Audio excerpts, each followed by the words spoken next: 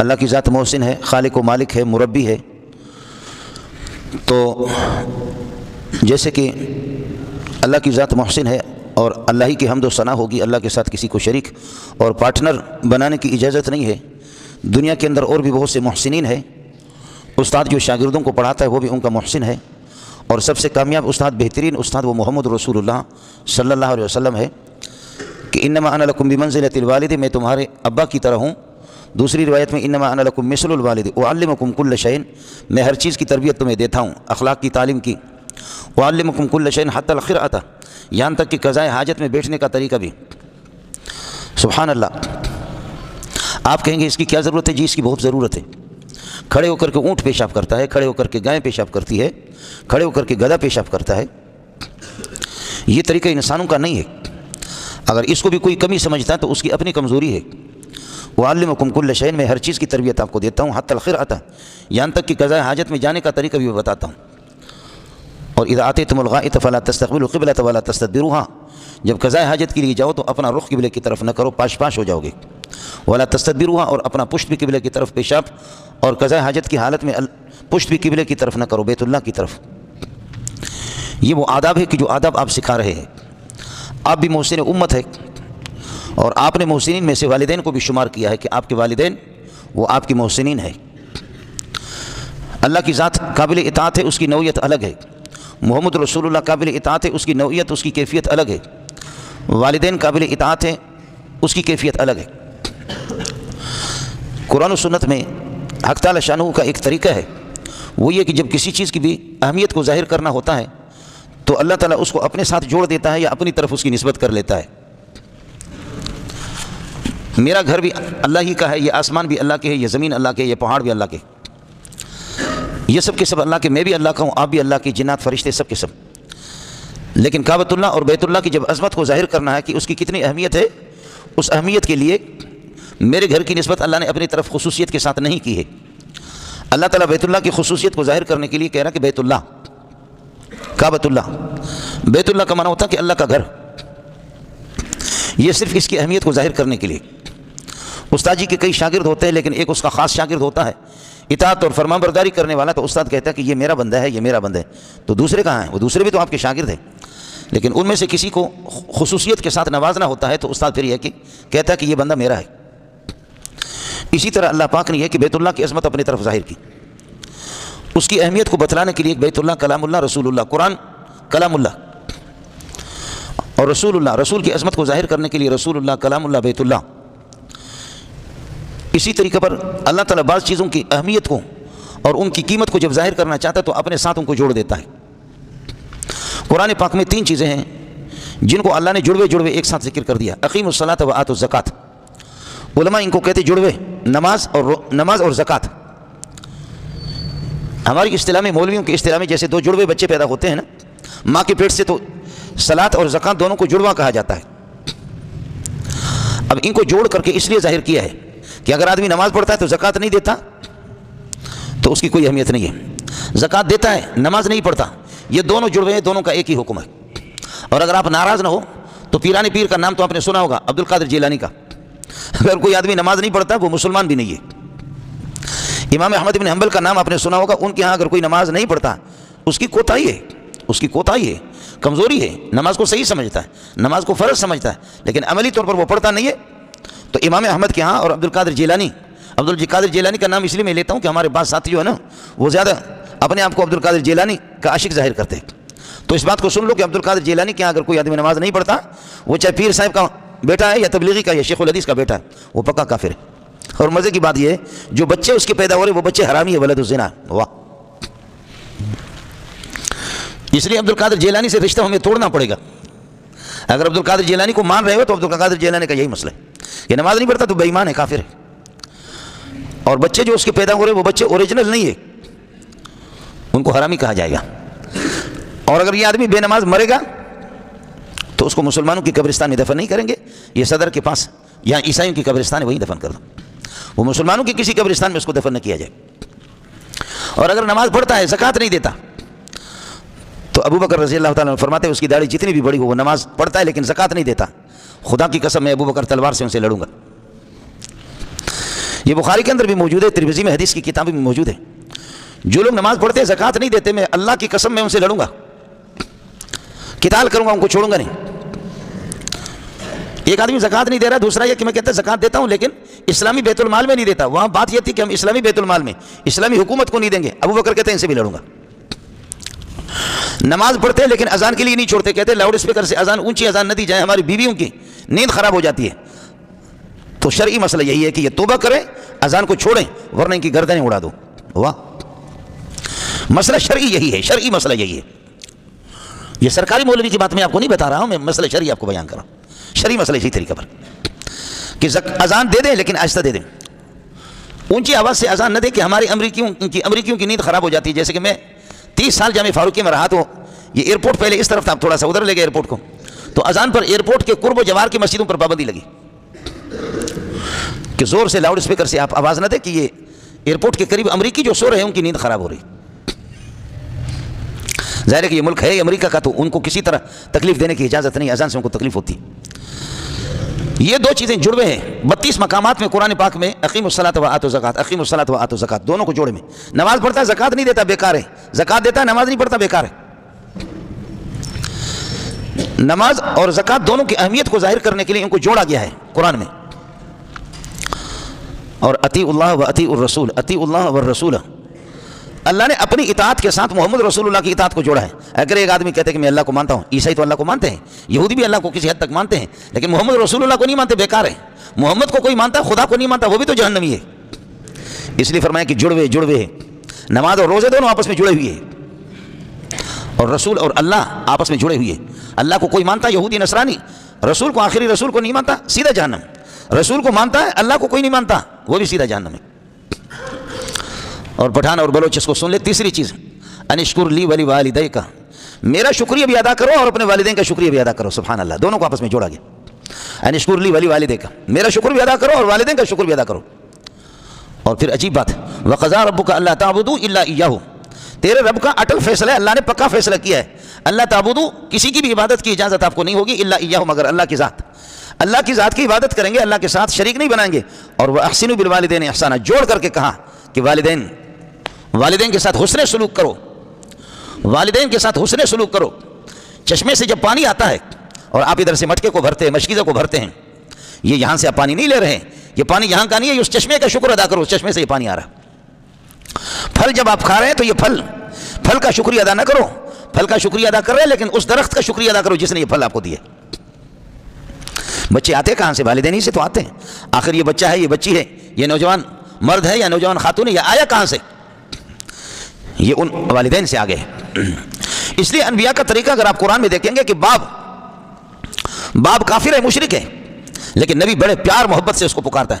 یا ابت لم تعبد ما لا يسمع ولا يبصر ولا يغني عنك شيئا، اے میرے پیارے ابا، کیا بہترین ترجمہ، اے میرے پیارے ابا، تو میرے دل میں اتر چکا ہے، تیری محبت ہے، لیکن ابا تو کس راستے پہ پڑا ہوا؟ لم تعبد ما لا يسمع، ان بتوں کی عبادت کرتے ہو جو نہ سننے کے قابل ہے، ولا یبصر، نہ دیکھ سکتے ہیں، ولا یغنی عنک شیئا، نہ تجھے کسی کا فائدہ دے سکتے کسی قسم کے، آپ کو کسی پریشانی سے بے نیاز بھی نہیں کر سکتے، ان کی کیوں عبادت کرتے ہو؟ اور ابا غصے میں آ کر کے کہتے ہیں یا ابراہیم لئن لم تنتہ لارجمنک وہجرنی ملیا، اگر تو باز نہیں آئے گا اپنے اس توحید سے اور اللہ کی طرف بلانے سے، اگر تو باز نہیں آئے گا اور ہماری بتوں کی مخالفت سے تو باز نہیں آئے گا تو پتھروں کے حوالے تجھے کروں گا، قتل کر دوں گا تجھے. اللہ اکبر. اور حضرت فرماتے ہیں کہ ابا میں آپ کے لیے لاستغفرن لک، میں آپ کے لیے استغفار کرتا رہوں گا. عسى اللہ اکون بدعاء ربی شقیا، میں اپنے خالق کو پکارتا رہا ہوں، کبھی ناکام نہیں رہا ہوں.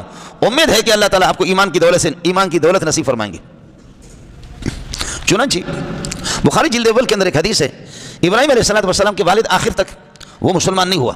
جب مسلمان نہیں ہوا تو قیامت کے دن حضرت ابراہیم علیہ السلام جو کہ ابو الانبیاء ہے، تمام انبیاء کے اصل اور ابا ہے، حضرت ابراہیم کہیں گے کہ پروردگار آپ نے مجھ سے وعدہ کیا تھا کہ آپ کو رسوا نہیں کریں گے، تو اس سے بڑی رسوائی کیا ہو سکتی ہے کہ میرے والد صاحب جہنم میں جا رہا ہے؟ آپ نے تو وعدہ کیا ہے کہ آپ کو رسوا نہیں کریں گے. یوم لا یخزی اللہ النبی والذین آمنوا معہ، اللہ نبیوں کو رسوا نہیں کرے گا، ایمان والوں کو رسوا نہیں کرے گا. رسوا تو کافر ہوں گے، خدا کے باغی وہ رسوا ہوں گے. آپ نے وعدہ کیا تھا رسوا نہیں کروں گا، تو یہ تو اس سے بڑی رسوائی، میرے والد جہنم میں سڑ رہا ہے. تو اللہ تعالیٰ ابراہیم علیہ السلام کی ان شفقتوں کو، پیار کو توڑنے کے لیے کہ کفر کی اصل نحوست کیا ہے، خباثت کیا ہے، یہ جو بجو ہوتا ہے، نر بجو جس کو ذبح کہتے ہیں، یہ بجو کی طرح اللہ اس کے ابا کو بنائے گا ابراہیم علیہ السلام کے سامنے. اور بجو سے کون محبت کرتا ہے؟ ابراہیم کو نفرت پیدا ہوگی تو اٹھا کر کے اللہ اس کو جہنم میں پھینکیں گے. نر بجو کی طرح بنا کر کے، یہ بخاری کی حدیث آپ کو سنا رہا ہوں، جیو ٹیلی ویژن کی خبریں نہیں ہے، یہ آپ کہیں گے امت اخبار کی باتیں آپ کو سنا رہا ہوں. نر بجو کی شکل اس کو بنا کر کے. اور حدیث میں آتا ہے العم سنو ابیہ، ابا اگر مر جاتا ہے تو چچا بھی ابا کے کیا مقام ہے. سبحان اللہ، کیا مقام دیا چچا کو. العم سنو ابیہ اے مثل ابیہ، چچا جو ہوتا ہے وہ ابا کی طرح ہوتے ہیں. اور ابا کبھی مر جاتا ہے تو ابا کی قائم مقام پھر بڑا بھائی ہوتا ہے. بھائی کو بھی کہا فرمایا حق و کبیر الاخوۃ علی صغیرہم کحق الوالد علی ولدہ، بڑے بھائی کا وہ مقام ہے، مرتبہ جو ابا کا ہے. جیسے بچوں کو چاہیے کہ والدین کے ابا کی فرمان برداری، ماں کی فرمان برداری کریں، اسی طریقے پر بچوں کو چاہیے کہ ابا اگر اس دنیا سے چلا جائے تو بڑے بھائی کا احترام کرے. سبحان اللہ، بڑے بھائی کو بھی ابا کا درجہ دیا اور چچا کو بھی ابا کا درجہ دیا. العم سنو ابیہ. اور رسول پاک صلی اللہ علیہ وسلم تو معصوم تھے کہ والد کا انتقال ہو گیا. حضرت عبداللہ کا انتقال ہو گیا. آپ کے والد کا ابو طالب حضرت علی کے والد، یہ نبی کے چچا ہے. اس نے رسول پاک صلی اللہ علیہ وسلم کی تربیت کی ہے، نبی کو پالا ہے. اور دشمنوں سے دشمن جب آڑے آ جاتے تھے، جب آپ نے نبوت کا دعویٰ کیا 40 سال کے بعد، تو دشمن اس کی جان کے دشمن بن گئے.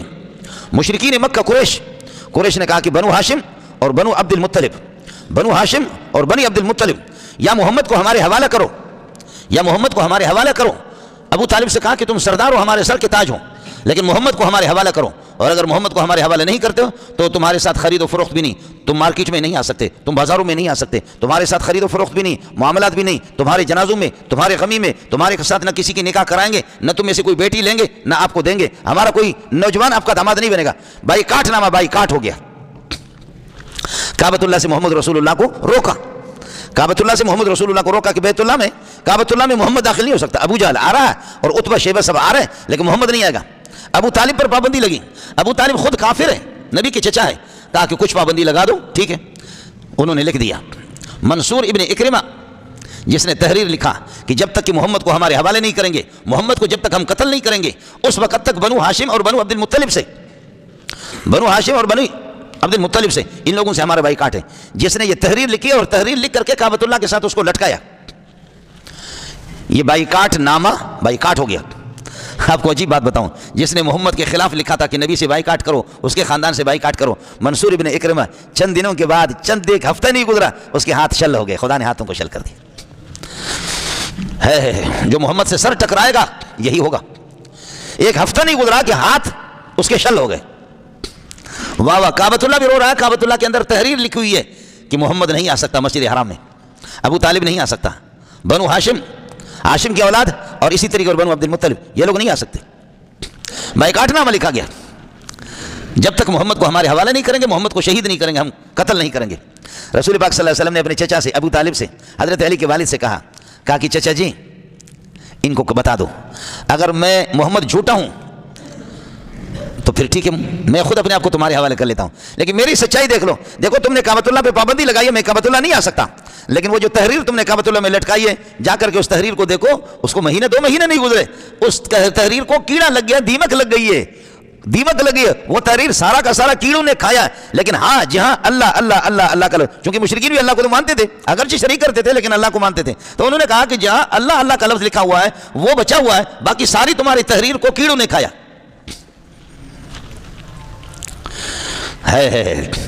کیڑے بھی وہ بھی شرک کے خلاف ہے، وہ بھی مشرکیوں کی تحریر کو کھا رہے.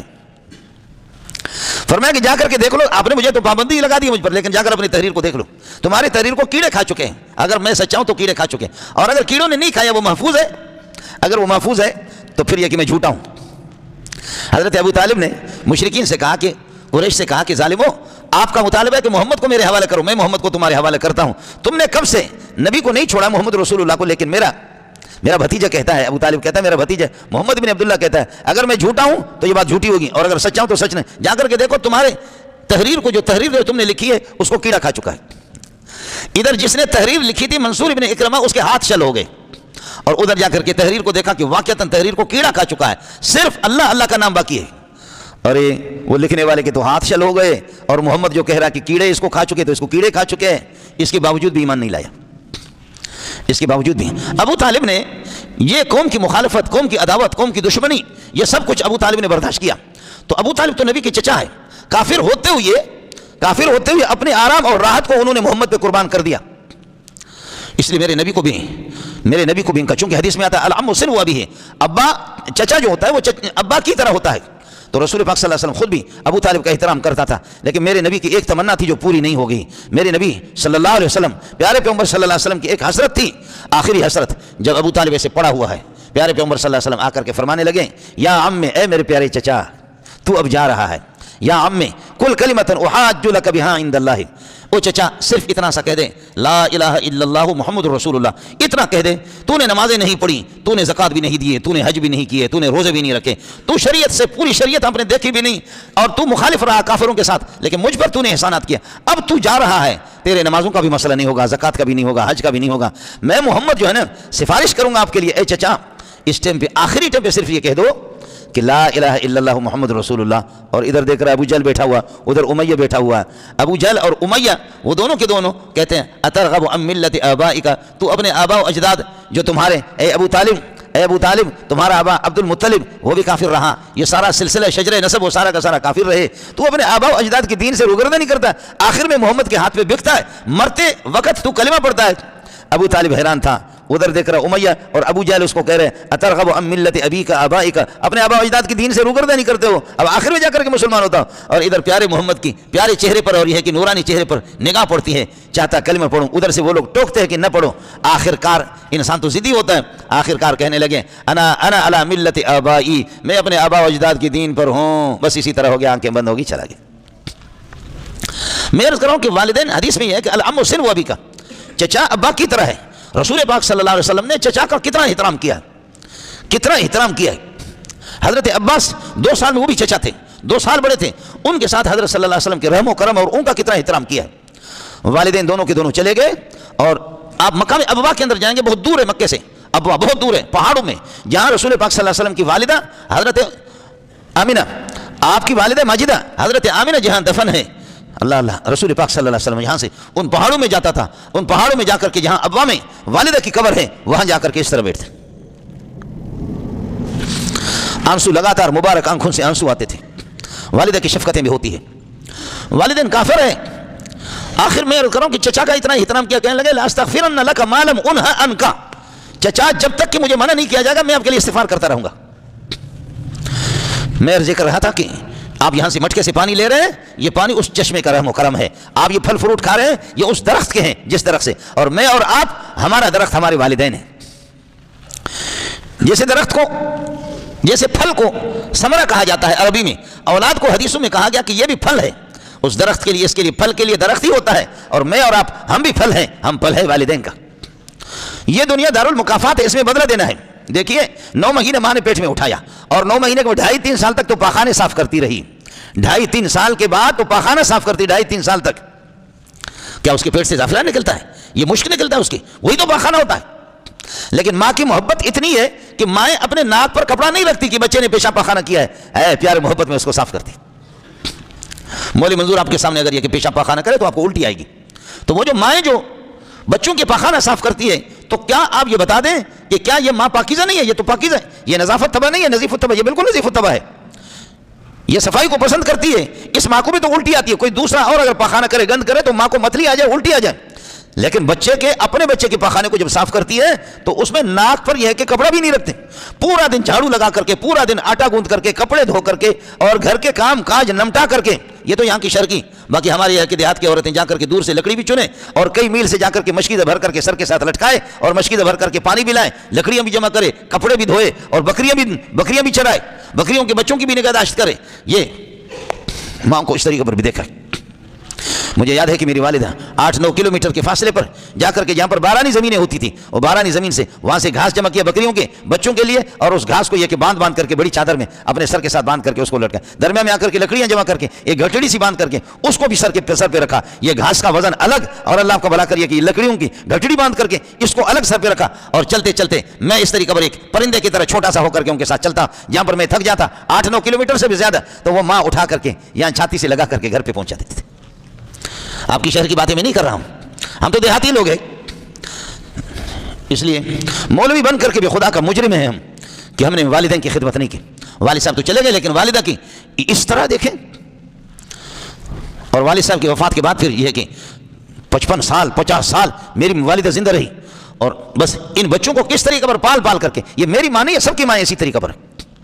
اب ماں جس وقت یہ ہے کہ ماں جس وقت بوڑھی ہو گئی, جب تو محتاج تھا تو والدین تیرے خدمت کرتے رہے. ابا غریب, حلال حرام, جائز ناجائز, سردی میں گرمی میں, ملک بیرون ملک دوڑ لگا کر کے غریب گدا گاڑی چلاتے ہوئے, نسوار بیچتے ہوئے, پھل فروٹ بیچتے ہوئے, قرضہ کر کے ان بچوں کے لیے. والد صاحب غریب, اس کا مسئلہ وہ ہے. اور اماں پورا دن برتن دھو کر کے خدمت کر کے, اور رات کو صرف گھنٹہ 1.5 گھنٹے کے لیے جیسے اس کی آنکھیں بند ہو گئیں, بچے نے شروع کر دیا او آ, اماں جی کی آنکھیں کھل گئی ہے, اس کی نیند حرام ہوگی. اور بعض بچے پھر یہ کہ اب سردیوں میں کے اندر اس کو نزلہ لگ گیا, زکام لگ گیا, اور اس میں یہ ہے کہ بچے الٹ پلٹ ہو رہا ہے پوری رات. اللہ آپ خبر, ابا کو کبھی غصہ بھی آتا ہے, ہم بھی تو بچوں والے ہیں, کہ اس کو اٹھا کر کے دے مارے زمین پہ, اس کو اٹھا کر کے دے مارے. قربان جاؤں اس ماں پر کہ جس ماں نے پورے دن گند بھی صاف کیے, جھاڑو بھی لگا دیے, روٹیاں پکائی, کپڑے بھی دھوئے, سب کچھ کیا, رات کو گھنٹے 1.5 گھنٹے کے لیے جیسے آنکھ لگی, بچہ بیمار ہو گیا, تڑپ رہا ہے, ماں اس سے زیادہ تڑپ رہی ہے.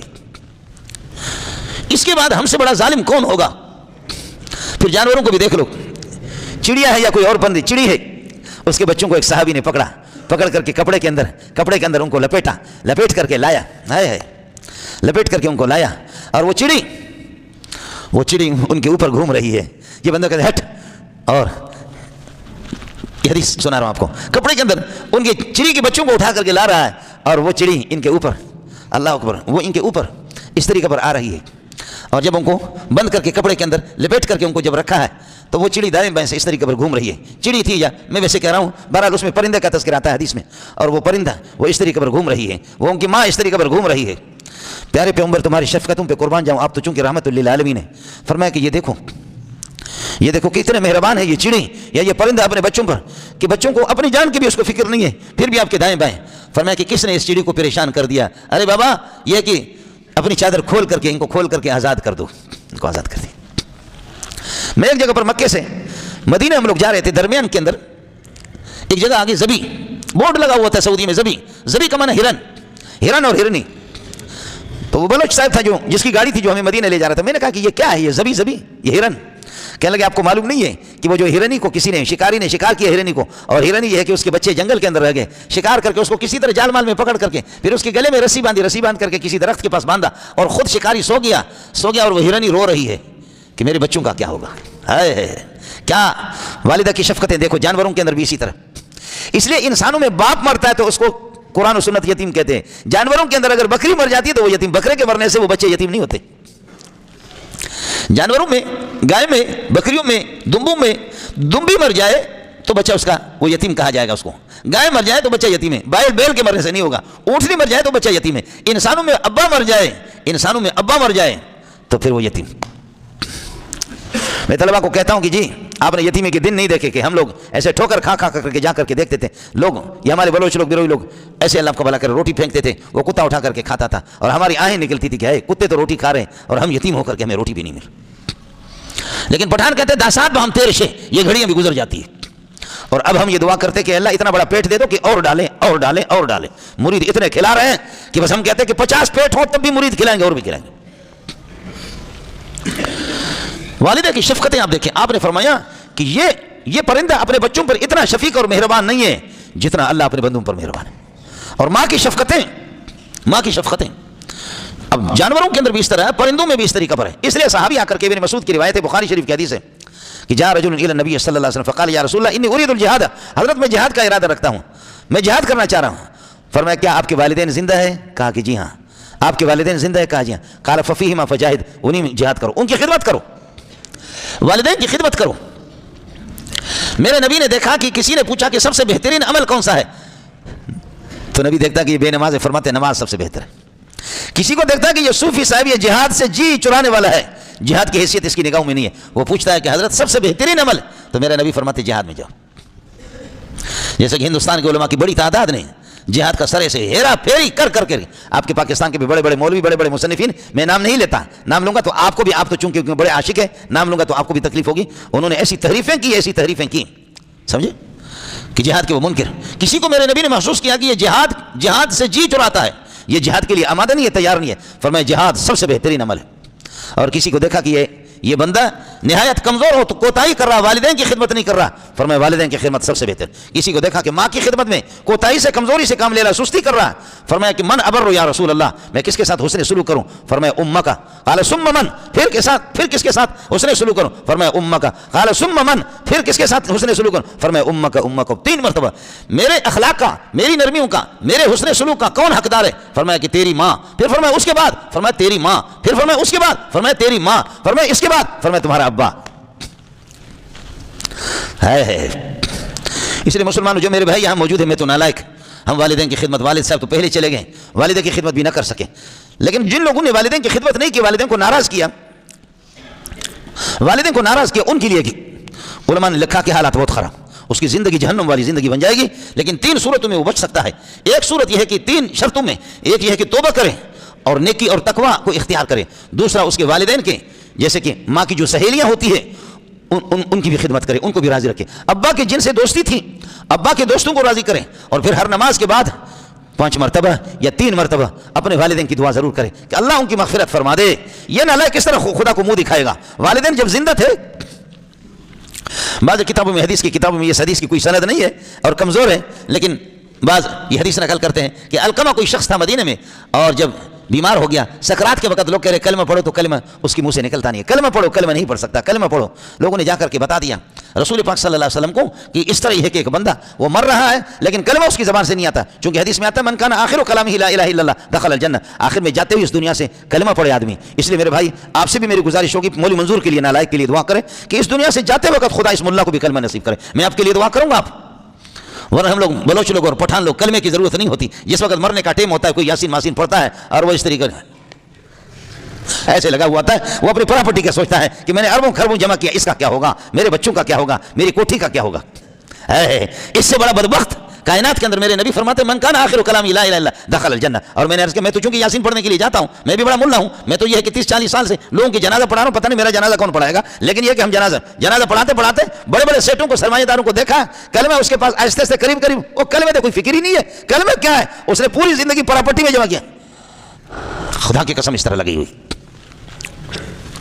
تو فرمایا کہ اس بندے کے دائیں بائیں لوگ بیٹھے ہوئے کلمہ پڑھ رہے، اس بندے، اور آخر میں پھر چونکہ کروڑوں اربوں جمع کیا ہے تو بیٹا کر کے کہتے ہیں والد صاحب جا رہا ہے، والد صاحب کے لیے یاسین پڑھو۔ میں جا کر کے اس کے قریب بیٹھ گیا، یاسین والقرآن الحکیم انک لمن المرسلین علی صراط مستقیم پڑھ رہے۔ بیٹا کہتا ہے حضرت اللہ کے لیے ذرا اچھی سی یاسین پڑھو، اور اس نے اتنا حرام جمع کیا ہے، اس کو یاسین کی طرف بھی توجہ نہیں ہے، اس کو کلمے کی طرف بھی توجہ نہیں ہے، اس بلوچ کو اور اس پٹھان کو اور اس سندھی کو اس طریقے پر لگا ہوا اس طرح حافظ صاحب پڑھ رہا ہے یاسین، اور چونکہ مسلم بینک میں الگ ہے، حبیب بینک میں الگ ہے، میزان بینک میں الگ ہے، اسلامی بینک میں الگ ہے، حرامی بینک میں اس کے پیسے الگ ہیں، یہ سارے کے سارے پیسے اس نے جمع کیے۔ اس موقع پر وہ سوچ رہا ہے کہ پیسوں کا یہ اربوں خربوں جو میں نے جمع کیا اس کا کیا ہوگا۔ حافظ صاحب غریب یاسین بھی ہم لوگ اگر ان گاڑیوں میں قدم رکھیں تو کہتے ہیں کہ یہ تو کیا مردار کہاں سے آ گیا، لیکن اس گاڑی میں ہمیں فرنٹ پہ سیٹ پہ بٹھا کر کے، اور میں جا کر کے کہتا ہوں انک لمن المرسلین علی صراط مستقیم تنزیل العزیز الرحیم۔ کہتے ہیں اللہ کے لیے اسپیشل اچھی سی یاسین پڑھو، سمجھے، تمہارا باپ کوئی اچھا ہی رہا کہ اس کے لیے اچھی سی یاسین پڑھے، پڑھ تو رہے اور کیا کر رہے، سمجھے۔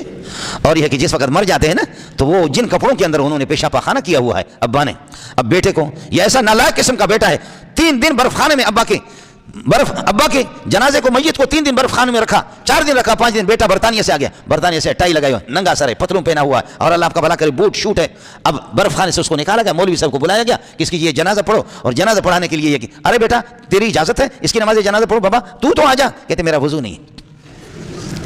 اب ظاہر ہے کہ یہ پتلون اترے گا کہاں، یہ پتلون بھی تو ناپاک ہے، کھڑے ہو کر کے پیشاب کرتا ہے، اب اس کا پتلون بھی ناپاک ہے، اور یہ اپنے اللہ آپ کا بھلا کرے جرابوں کو کیسے اتارے گا، یہ بوٹوں کو کیسے اتارے گا، اور کس طریقے پر، یہ ہے ناپاک۔ اے بے دینو، کس کے لیے تم پیسے جمع کرتے ہو؟ آخر تمہارا وفادار محمد رسول اللہ اور اللہ کی ذات ہے، آخر تمہارے وفادار یہی تبلیغی ہے اور یہی مولوی ہے جو تمہیں غسل بھی دے کر کے، باقی جب تک تو جوان تھا تو اس بیٹے کی ماں مزے لے کر کے اپنے ساتھ تمہیں سلاتی تھی، لیکن اب تو چونکہ کبالا ہو گیا، اس وقت بیٹا تمہاری شرمگاہ کو دیکھنا نہیں چاہتا، مولوی نالا کھولا کر کے تمہاری شرمگاہ کو دیکھے، شرم تو آنی چاہیے، ہمیں غسل دینا چاہیے، نماز جنازہ بیٹا پڑھے، اس نے اپنی آخرت کو تباہ کی اپنے لیے، کرپرا پٹی جمع کی اس مردار کے لیے، یہ مردار ہفتے کے بعد یا 4 دن کے 5 دن کے بعد برطانیہ آیا، اور اس کو پھر اس کے مقدر میں یہ بھی نہیں ہے، لیکن یہ مکافات عمل ہے۔ خیال کر لینا، جب والد تیرے نماز جنازے سے پڑھ محروم ہو گئے، مجھے رب کی قسم ہے تیرا حشر اس سے بھی برا ہوگا، تیرا حشر اس سے برا ہوگا۔ تو اپنے والدین کی خدمت نہ کر، تو یہ امید رکھ، یہ جھوٹی امیدیں ہیں، یہ جھوٹی امیدیں، جھوٹی آرزو ہے، والدین کی خدمت نہ کر، تو یہ توقع رکھ کہ تیری اولاد تیری خدمت کرے، نہیں، تو والد کو بوڑھے کو اٹھا کر کے یہاں سے 2 میل کے فاصلے پر جنگل میں لے جا کر کے 2 میل کے فاصلے پر اللہ کا بھلا کریے کہ اس کو پھینک دیتا ہے، وہاں پر وہ مر جائے، مردار ہو جائے، اور جب تو بوڑھا ہو جائے گا، آنکھوں سے نابینا ہوگا، کانوں سے یہ کہ بہرے ہو جائیں گے، زبان تیری لڑ کھڑائے گی، تو بول بھی نہیں سکے گا، تو جب تیرا حال ہوگا تیرے بچے بھی انشاءاللہ اٹھائیں گے۔ تو نے 2 کلومیٹر کے فاصلے پر جنگل میں والد کو پھینکا ہے، انشاءاللہ یہ 4 کلومیٹر کے فاصلے پر آپ کو پھینکیں گے۔ اس لیے بیٹا نے جب اٹھا کر کے لے جا رہا تھا کسی کھڈے میں پھینکنے کے لیے، کہنے لگا کہ بیٹا ایسے قریب میں مجھے نہیں پھینکو، مجھے خوب یاد پڑتا ہے کہ میں نے اپنے والد کو 2-3 کلومیٹر پہ پھینکا، لہذا تو مہربانی کر لے 3-4 کلومیٹر پر، میرا حشر یہی ہونا تھا۔ اور اس کا بہترین طریقہ امریکہ نے ایجاد کیا ہے، امریکہ نے اس کا بہترین طریقہ ایجاد کیا۔ طریقہ امریکہ کا یہ ہے کہ جب والدین بوڑھے ہو جائیں تو ان کو گولی کھلا دو، وہ خود بخود مردار ہو جاتے ہیں، یا بہترین قسم کی مشینیں بنائیے، پھندے یہاں پر ڈالے تو وہ خود بخود مر جاتا ہے، یا یہ کہ اس قسم کے بوڑھوں کے لیے الگ یہ کہ ان کے لیے کیا باڑے بنے، جیسے ہمارے بھینسوں کے باڑے ہوتے ہیں، گائے کے باڑے ہوتے ہیں، تو بوڑھے بوڑھیوں کی اس قسم کے باڑے ہوتے ہیں، تو باڑوں میں داخل کرو۔ انا للہ و انا الیہ راجعون۔ میں عرض کر رہا آپ مقام ابوا میں جا کر کے والدہ کی قبر پر اس طرح میرا نبی اس طرح مراقبہ کر کے رونے لگے۔ یہ شریعت نے بتایا، فرمان من ابرو، کس کے ساتھ حسن سلوک کروں؟ فرمایا اپنی والدہ کے ساتھ۔ 3 مرتبہ کے بعد فرمایا پھر کون؟ فرمایا اپنے والد کے ساتھ۔ اس لیے اگر کسی سے کوتاہیاں ہو بھی گئی ہے تو میں عرض کر رہا ہوں ایک صورت یہ ہے، اللہ کی طرف رجوع کرے اور توبہ کرے، استغفار کرے۔ دوسرا یہ کہ والد صاحب کے جتنے دوست ہیں، والد کی جن سے دوستی تھی ان سے دوستی بھی رکھے، الگ سے الگ رکھے، اپنا تعلق بھی رکھے، اور والدہ کی جو سہیلیاں ہیں، دوست خواتین ہیں، ان کا بھی احترام کرے۔ اور تیسرا یہ کہ ہر نماز کے بعد والدین کے لیے دعا کرے، ورنہ یہ ہوگا بیٹا تو کر، تو جتنا بھی ہے کہ مولوی بن، تو شیخ الحدیث بن، تو شیخ التفسیر بن، تو مناظر اسلام بن، اور تو کاتب الشرک والبدعت بن، تو کچھ بھی کر لے، تو لیڈر بن، تو تبلیغ میں رگڑا لگا لے، اپنے آپ کو کر لے، لیکن یہ ہے کہ جب والدین کی خدمت نہیں کرے گا تیری زندگی جہنم میں جانے کی ضرورت نہیں ہے، یہی زندگی تیری جہنم والی بن جائے گی۔ وقضا ربک، اللہ کا اٹل فیصلہ ہے، اللہ تعبدوا الا ایاہ، کسی کی پیروی نہ کرو، کسی کی عبادت نہ کرو مگر اللہ کی ذات، اور اپنے والدین کے ساتھ حسن سلوک کرو۔ اما یبلغن عندک الکبر احدہما، اگر والدین میں سے ایک تمہارے سامنے بوڑھا ہو جائے، او کلاہما، یا دونوں کے دونوں بوڑھے ہو جائیں، فلا تقل لهما اف، ان کو اف تک بھی نہ کہو۔ جیسے کہتے ہیں بیٹا یہ دروازے پر کون کہہ رہا ہے؟ ابا دیکھا ہے وہ بچے کھیل رہے، ڈز کی آواز آ گئی، کوئی بھی نہیں۔ پھر کہتا ہے بیٹا، وہ غریب سنتا کم، بیٹا یہ دروازے پہ کون ہے؟ کہتا ابا وہ بچے کھیل رہے تو آپ کو بولو نا۔ پھر کہتے ہیں کہ تھوڑی دیر کے بعد وہ بہل گئے، ابا میرے پیارے دروازے کی ڈز کی آواز آ رہی ہے، یہ کون ہے؟ اف، اب جل رہا ہے اندر سے، اف اف، آپ کو کہو بہرا، فرماتے بیٹا بہرا نہیں ہوں، جاؤ میری ڈائری دیکھو، فلاں نے اتنا بہرا نہیں ہوں جتنا تو سمجھ رہا ہے۔ وہ ڈائری جا کر کے دیکھو، فلاں الماری کے اندر ایک ڈائری رکھی ہوئی ہے، اس کو کھولو، اس کے فلاں صفحے کو کھولا، اس پہ لکھا ہوا ابا یہ کیا ہے؟ بیٹا یہ کوا ہے۔ ابا یہ کیا ہے؟ میرے پیارے یہ کوا ہے۔ ابا یہ کیا ہے؟ میرے لخت جگر یہ کوا ہے۔ ابا یہ کیا ہے؟ اے میرے ہیرو یہ کوا ہے۔ ابا جی یہ کیا ہے؟ اے میرے لخت جگر، اے آنکھوں کی ٹھنڈک، یہ ہے کہ کوا ہے۔ ابا یہ کیا ہے؟ فرمایا بیٹا دیکھو کتنے مرتبہ لکھا ہوا، سوال ہے ابا کیا ہے، جواب یہ ہے کہ کوا ہے۔ سوال ہے ابا کیا ہے، میرے پیارے یہ کوا ہے۔ ابا یہ کیا ہے، میرے لخت جگر وہ کوا ہے۔ ابا یہ کیا ہے، اے میرا ہیرو وہ کوا ہے۔ ابا یہ کیا ہے، اے میرے نور عین وہ کوا ہے۔ ابا یہ کیا ہے، کتنے مرتبہ لکھا ہوا؟ کہا 60 مرتبہ کے قریب، گنا۔ کہا مجھے رب کی قسم ہے تاریخ بھی لکھی ہوگی، تو بار بار کہہ رہا تھا اس کوے کے بارے میں، میں کبھی بھی آپ پہ ناراض نہیں ہوا۔ آج کتے کا بچہ میں 2 مرتبہ 3 مرتبہ کہا، تو نے کہا اے بہرا خاموش ہو جا۔ آج تو اس طرح ناراض ہو گیا نا، آج تو اس طرح، تو ان اخلاق کے ہوتے ہوئے میں علقمہ کی بات آپ سے عرض کر رہا تھا۔ علقمہ کا کلمہ جب نہیں آیا تو پھر رسول پاک صلی اللہ علیہ وسلم نے فرمایا کہ حضرت نے فرمایا اس کی والدہ زندہ ہے یا نہیں ہے، والدہ اس کی زندہ ہے یا نہیں ہے؟ تو فرمایا زندہ ہے۔ تو فرمایا جا کر کے اس اماں سے کہہ دو میرے پاس اگر آ سکتی ہے، نہیں تو میں محمد رسول اللہ اس کے پاس چلا جاؤں۔ نبی پاک صلی اللہ علیہ وسلم علقمہ کی والدہ کے پاس جب چلے گئے، فرمایا کہ اماں جی بتا دے تیرا بیٹا علقمہ تیرا بیٹا علقمہ کیسے؟ کہنے لگے نماز بھی پڑھتا تھا، روزے بھی رکھتا تھا، حج بھی کرتا تھا، زکات بھی دیتا تھا، غریبوں کو پیسے بھی دیتا تھا۔ کہا کوتاہی کیا تھی جو کلمہ اس کے منہ سے نکلتا نہیں ہے؟ اماں جی بولی اماں بتا کہ کوتاہی کیا ہے اس کے منہ سے کلمہ نکلتا نہیں ہے؟ اماں جی نے کہا اپنی بیوی کو مجھ پر ترجیح دیتی تھی، بیوی کا جو احترام، بیوی کی جو عظمت اس کے دل میں تھی، میں ماں ہو کر کے میری۔ فرمایا کہ اللہ اکبر، پھر فرمایا آپ نے فرمایا لکڑی جمع کرو، میں محمد اس کو آگ لگاتا ہوں۔ حالانکہ شریعت میں تو منع کیا گیا ہے، آپ نے خود بتا دیا کہ آگ سے کسی، تو اماں جی نے کہا کہ رونے لگی، ہے قربان جاؤں ماں پہ، رونے لگی، کیسے میں اس کو برداشت کر سکتی ہوں کہ آپ لکڑی جمع کر کے اس کو آگ لگا دیں؟ فرمایا جب برداشت نہیں کر سکتی ہو تو اس دنیا میں جیسے آگ میں جلانے کو برداشت نہیں کر سکتی ہو تو آخرت میں یہ اس سے بڑھ کر کے یہ جلے گا۔ اس کا واحد طریقہ اس کا یہ ہے، اس کو معاف کر دیں۔ اماں جی نے کہا کہ میں نے معاف کر دیا، علقمہ کے والد نے کہا میں نے معاف کر دیا۔ میرے نبی نے فرمایا دوڑو جاؤ، علقمہ مر گیا تو مر گیا، اگر زندہ ہے تو اب اس کو جا کر کے کہہ دو کہ پڑھ لا الہ الا اللہ محمد رسول اللہ۔ جب یہ پہنچے تو اس نے لا الہ الا محمد رسول اللہ پڑھ لیا۔ اس لیے نوجوانوں، پٹھانوں، بلوچوں، سندھیوں، سرائکیوں، مہاجروں، خیال کر لینا، والدین کے ساتھ ٹکرانے کی کوشش نہیں کرنا، پاش پاش ہو جاؤ گے، جہنم میں جانے کی ضرورت نہیں ہے، اس دنیا کی یہ زندگی تمہاری جہنم والی بن جائے گی، تو کر۔ ہمارے بلوچ لوگ کہتے ہیں ناراض نہیں ہونا، یہ دیکھو میں داڑھی کے بال نکال سکتا ہوں، سر کے بال نکال سکتا ہوں، لیکن سینے کے بال آپ نکال کر کے مجھے ذرا دکھا دینا۔ تو ہمارے بلوچی میں کہتے ہیں کہ بیوی سینہ کی بال ہے، اس کو سینے کے ساتھ لگائی ہوا۔ ہمیں شرم بھی آنی چاہیے، خدا کا خوف کرنا چاہیے، خدا کا خوف۔ بیوی ٹٹی پاخانہ صاف کرتی بھی نہیں ہے، بالکل نہیں کرتی۔ قربان جاؤں اس ماں پر کہ اس نے کیا کس طریقے پر ہمیں اس مقام پہ پہنچایا۔ اللہ تعالی ہمیں ہوش عطا فرمائے، بصیرت عطا فرمائے، والدین کی خدمت اور ان کے احترام اور ان کی عظمت کی توفیق ہمیں نصیب فرمائے۔ اپنے والدین کی خدمت کر لیں، اور خدمت نہیں کریں گے جو چلے گئے تو پھر میں نے وہی 3 صورتیں آپ کو بتا دی کہ توبہ کرو اللہ کے سامنے، اور ان کے والد صاحب کے، والدہ کے، ان کے متعلقین، ان کے ساتھ آپ کا تعلق بھی ہو، اخلاق بھی ہو، اور ہمیشہ ہر نماز کے بعد ان کے لیے دعا کریں۔ شاید اللہ تعالی میرے اور آپ کے جرم کو معاف فرمائے۔ میرے لیے دعا کریں، میرے لیے دعا کریں کہ اللہ اس ملا کو بھی کلمہ نصیب کرے۔ مجرم ہیں ہم لوگ، مجرم ہیں، جس طرح حدیثیں پڑھتے پڑھاتے ہیں، والدین کی خدمت اور اساتذہ کی خدمت ہم سے ہو نہیں پائی۔ آپ ضرور میرے لیے دعا کریں، آپ کے لیے دعا کروں گا۔ وآخر دعوانا الحمدللہ رب العالمین۔